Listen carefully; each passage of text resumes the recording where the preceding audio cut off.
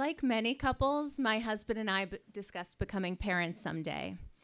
We talked about coaching the sports teams of our future hypothetical children, starting new traditions together, and how we'd form a circle of friends and a close sense of community with other couples navigating parenthood for the first time. After we eloped, following much discussion, I took my husband's last name, Lechner. This would ensure that our future family would all have the same surname, like we were members of the same team or one of those families with a Nick at Night sitcom. It meant we wouldn't need to pay extra on Etsy to hyphenate our custom-made Disneyland t-shirts, because we are, in fact, one of those Disney couples.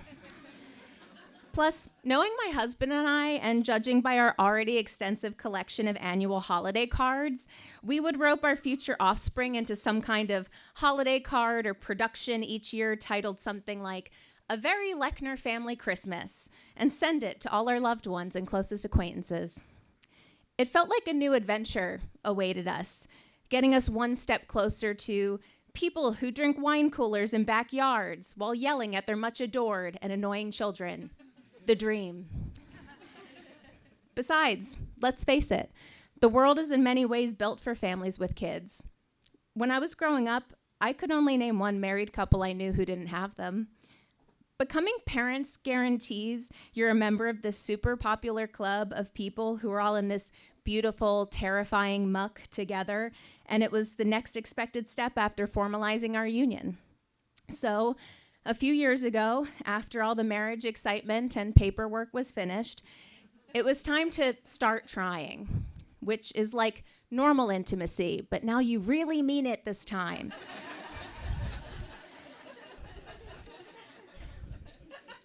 And that is when my husband and I became one of those married couples on a fertility journey. Our fertility journey involved things like trying every single tip I read on the internet. Eat Brazil nuts, pineapple cores, and extra expensive vitamins. Cut out coffee, quit drinking, pee on this. Take your temperature down there. Monitor your mucus. Pop some Mucinex. Drink magic tea. Prop your hips up. Use this special lubricant. But also make sure you're totally relaxed. And definitely orgasmed during this completely natural and enjoyable lovemaking session. Eggies and spermies are happier if we both climax in unison. Every month that goes by, I question more and more. Do I really want to be a mom this badly, or am I just becoming obsessed with not failing at this? Parenthood seems like a fun, albeit very hard, new challenge for us to conquer together, but the passing months without success give me more time to wonder whether it's all worth it. To become wrapped up in trying everything possible to bring a human being into this world that will ultimately refer to their mother as cringe. I already think my kid's an asshole and they're not even here yet. When my spouse and I were on our fertility journey, I became very attuned to when my body was the most teed up to be impregnated, which is only a few days a month. This limited window led to us doing the deed during some interesting times, between work meetings on Zoom, while experiencing full body aches and fevers after getting vaccinated, or rushing home when we already had plans.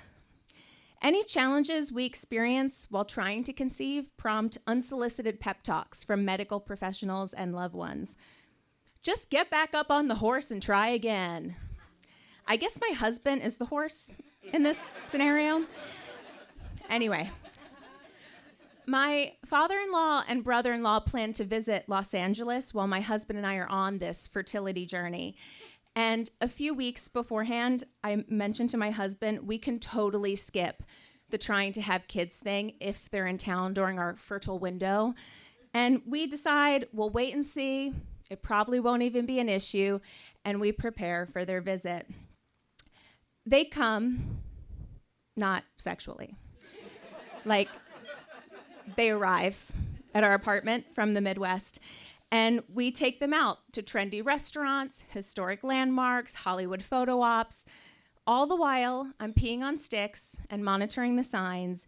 And then it happens. One afternoon, while all 4 of us are together in our apartment, my body indicates it's in the fertile window. I should have known it would happen this weekend. I exit the bathroom of our apartment and quietly indicate the update to my spouse, while his father and 20-something brother are debating which Pink's hot dog toppings are the best. We have some brief, unplanned downtime before our dinner reservations, and my husband and I quickly exchange whispers a few feet away from his family members. Should we? What's the test say? We don't have to. We can skip this month. No, let's do it. That's a whole month down the drain. Okay, guys, we're a little tired from all this tourist stuff. We're going to take a nap before we get back out there. Do you two want to watch that movie you were talking about? My husband turns on the TV and presses play on an illegally downloaded screener of Quentin Tarantino's Once Upon a Time in Hollywood. And then he and I walk into our bedroom, which is literally 5 feet away from the couch and television in our small Hollywood apartment. Our announcement feels abrupt to me, and I wonder what our visitors may be thinking. But also my spouse and I become pros at laser-focused lovemaking during the most inopportune times, so we're taking it all in stride. I scoot to the edge of our bed and put my legs up and spread them, like I'm at a gynecologist appointment. And my husband is before me, not wanting to mount or rock the bed in any way, because no sound has ever seemed as loud as sound does in this moment. Towel down, special lube on. We make what can be looked back upon as the quietest, quickest sex session with the least amount of movement possible, so as not to aggravate the squeaky bed or the creaky floors. All the while, we whisper sweet nothings like, "This is really weird. But I love you so much. Please be as fast as possible. You are wonderful. You look beautiful. I am so sorry this is happening right now. Just wait, this will totally be the month it happens." Wedding vows prepared me for many things, but not this. As my husband makes microscopic thrusts, while I hear his family watching a Charles Manson massacre steps away from our marital bed, I try to visualize an egg and a sperm meeting in a beautiful meadow, or whatever those fertility YouTube videos told me to do. We finish, thank God, and my husband gets dressed, kisses me, adjusts the pillow under my hips, and leaves the room to attend to his family, while I lie there like a Thanksgiving turkey and let everything marinate or whatever for a bit before moving on as well.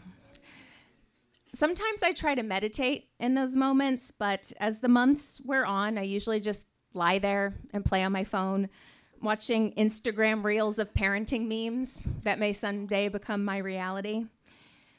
But that month isn't the month it happens, and the happy ending for us is that after more trying and 2 pregnancy losses, we both totally agree we are done trying to have kids. Our first pregnancy is ectopic and not developing correctly anyway, and I'm given a pill to help end it.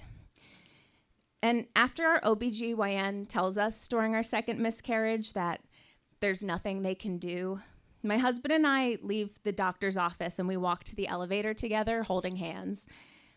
We exchange this look. We don't even have to say anything while we're waiting for the elevator, and it's like we both mutually know at this moment we will never be pregnant again.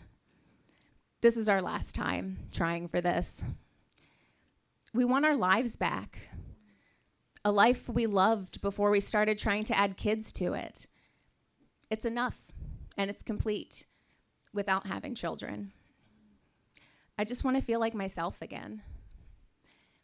It feels like a relief finally making that decision to stop pursuing parenthood, no longer living in uncertainty each month as to whether our lives will blow up and change forever.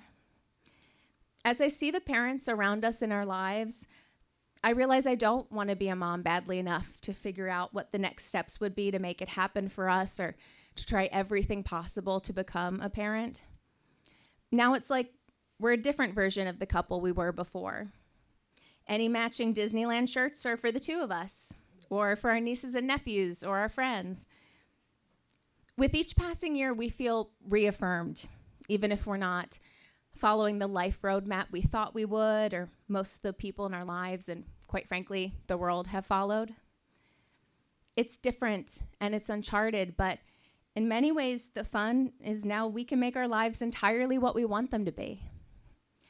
And now, if we want to fuck 5 feet away from one of our dads, it's because we want to do that. Like the freaky people we are. And not because of some fertility journey. Thank you very much. Yeah, Julia Lechner, everyone.